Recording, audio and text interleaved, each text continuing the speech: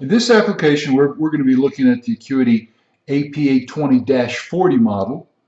And here you can see I've got it mounted on a linear slide with a little manual rotary encoder. And so the laser is going to give us the X and the Z dimension, and the linear slide will give us Y, so we'll create a cloud of points. And what we have here, as you can see, I've got the two targets, and then next to it is a Mitutoyo 10mm white ceramic gauge block, and it's well within a couple nanometers. Traceable, it's an NIST traceable block. And the purpose of this is just to validate the height measurement that we're going to be getting on these targets.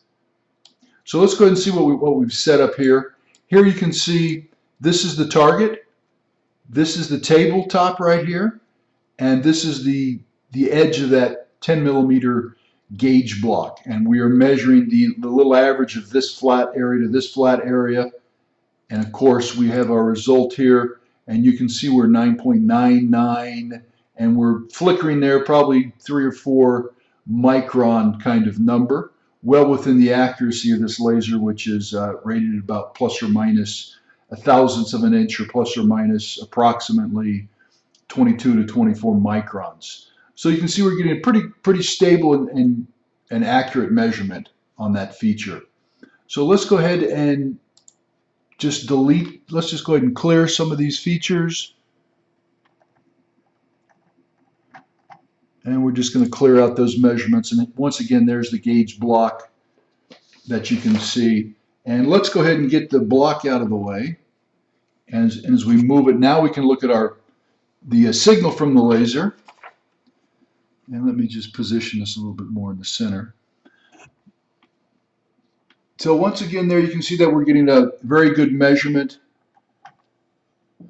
We're not having any artifacts or any problems. One of the concerns right here on this white target is a black spot. And as you can see, as we zoom this up, each of these is approximately a millimeter. It would be on this surface here where we should have that, and we are not seeing that at all, right? So we don't have any dropouts or any problems with this black to white surface, and this is about a 20 thousandths grid here, 20 thousandths of an inch, or half a millimeter. So let's go ahead and zoom that back out again.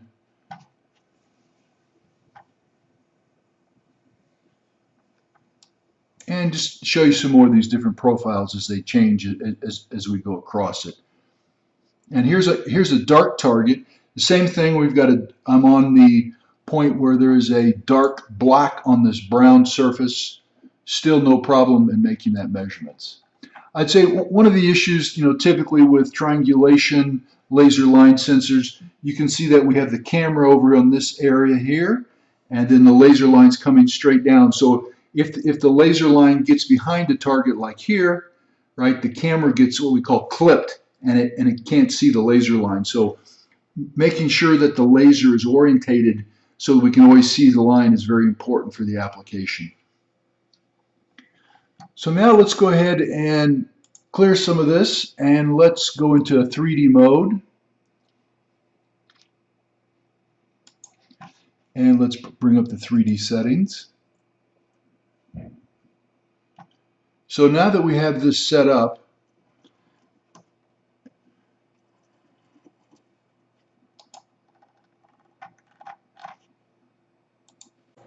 we're going to scan.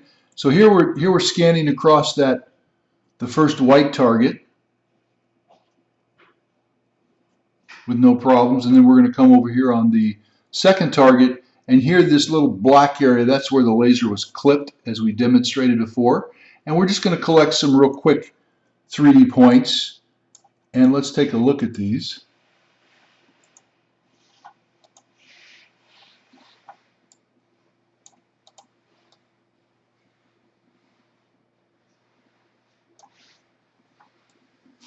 And this is giving us a good idea of how it stitches together the lines of the parts. Let's just put this, so that's in a static mode. And you can see that we're getting really good measurements. The only problem that we had here was when we were, behind that one part. and of course we orientate the laser a little bit better and we can get that measurement. Also, we're not having any problem. One little area here where it was too steep and it got clipped, but the main area of concern was measuring that dark black spot. We're not having any problems at all on that. So just a real quick demonstration of this model being able to make these measurements. If we disconnect it and we want to come in and we want to save this as a .dat file, we can come back and look at the actual measurements. So let's go ahead and save this as ROC2. And then we can also export the data.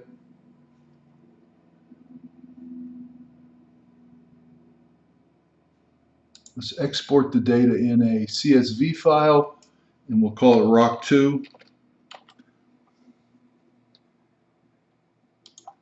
And let's go ahead and export it also in a TXT file, and we'll call it also ROC2. So these are just the different file formats that we're going to save them in. So once again, just a real quick demonstration of the laser line sensor and how it's able to measure a lot of the different surfaces. And actually, once again, that's where we're getting behind here and getting clipped, and we get a little artifacts here. Same with this section. We're not getting the full view of the target.